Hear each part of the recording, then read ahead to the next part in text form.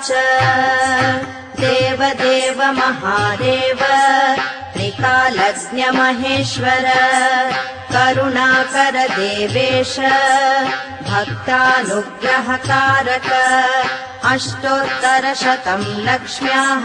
श्रोतुमिच्छामि तत्त्वतः।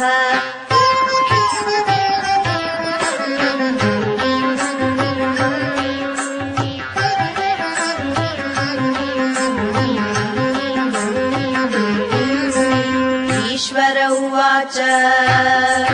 देवि साधु महाभागे महाभाग्यप्रदायकम् सर्वैश्वर्यकरम् पुण्यम् सर्वपापप्रणाशनम् सर्वदारिद्र्यशमनम् श्रवणात् मुक्तिमुक्तिदम् राज्यवश्यकरम् दिव्यम् गुह्यात् गुह्यतमम् परम् दुर्लभम् सर्वदेवानाम् चतुष्षष्टिकलास्पदम् पद्मादीनाम् वरान्तानाम् विधीनाम् नित्यदायकम् समस्तदेव संसेव्यम् अणिमाध्यष्टसिद्धिदम्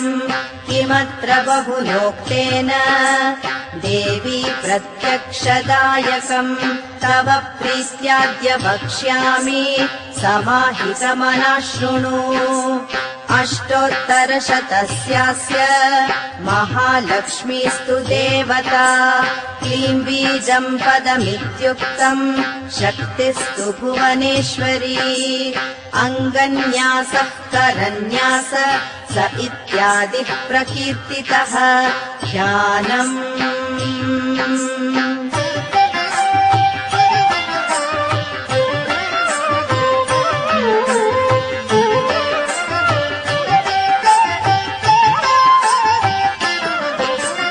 वन्दे पद्मकराम् प्रसन्नवदनाम् सौभाग्यदाम् भाग्यदाम् हस्ताभ्यामभयप्रदाम् मणिगणैर्नानाविधैर्भूषिताम् भक्ताभीष्टफलप्रदाम् हरिहर ब्रह्मादिभिर्सेविताम् पार्श्वे पङ्कजशङ्खपद्मनिधिभिः युक्ताम् सदा शक्तिभिः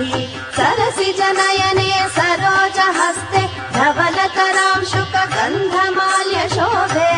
भगवति हरिवल्लभे मनोज्ञे त्रिभुवनभूतिकरी प्रसीद मह्यम्।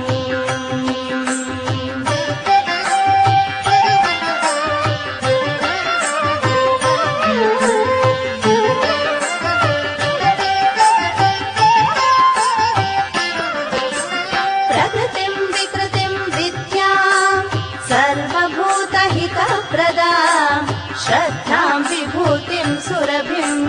नमामि परमात्मिकाम् वाचम् पद्मालयाम् पद्माम् शुचिम् स्वाहाम् स्वधाम् सुधाम् धन्याम् हिरण्मयीम् लक्ष्मीम् नित्यपुष्टाम् विभावरीम् अदितिम् चदितिम् दीप्ताम् वसुधाम् वसुधारिणीम् नमामि कमलाम् कान्ताम् कामाक्षीम् क्रोधसम्भवाम् अनुग्रहपदाम् बुद्धिम्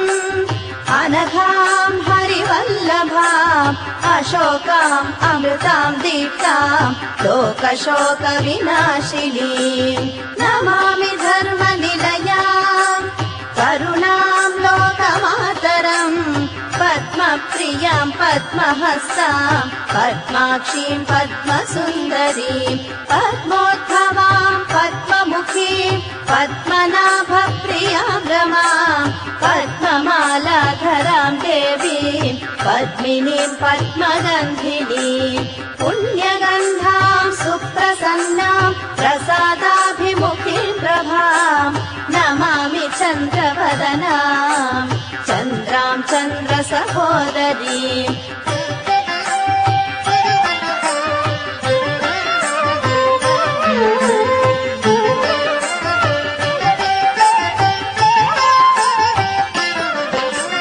चतुर्भुजाम् चन्द्ररूपाम् इन्दिराम् इन्दुशीतलाम् आह्लादजननीम् पुष्टिम् शिवाम् शिवकरीम् सतीम् विमलाम् विश्वजननीम् तुष्टिम् लक्ष्मीम् दारिद्र्यनाशिनीम् प्रीतिपुष्करिणीम् शान्ताम् शुक्लमाल्याम्बराम् श्रियम् भास्करीम् बिल्वनिलयाम् वरारोहाम् यशस्विनीम् वसुन्धरामुदाराङ्गाम् हरिणीम् हेममालिनीम् धनधान्यकरीम् सिद्धिम् स्त्रैणसौम्याम् शुभप्रदाम् नृपवेश्वगतानन्दाम् वरलक्ष्मीम् वसुप्रदाम् शुभाम् हिरण्यप्राकाराम् समुद्रतनयाम् जयाम् नमामि मङ्गलाम् देवी विष्णुवक्षस्थलस्थिताम् विष्णुपत्नीम् प्रसन्नाक्षीम् नारायण समाश्रिताम् दारिद्र्यध्वंसिनीम् देवीम् सर्वोपद्रववारिणीम् नवदुर्गाम् महाकालीम् ब्रह्म विष्णु शिवात्मिकाम् त्रिकालज्ञानसम्पन्ना नमामि भुवनेश्वरीम्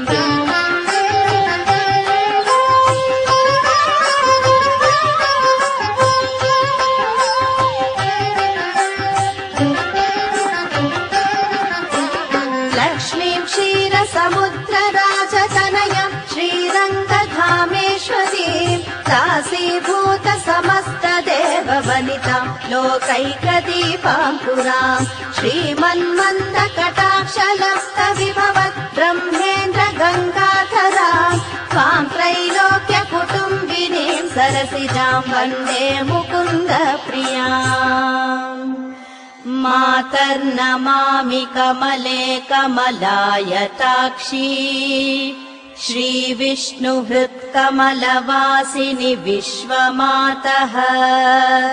क्षीरोदजे कमलकोमल गर्भगौरी लक्ष्मी प्रसीद सततम् नमताम् शरण्ये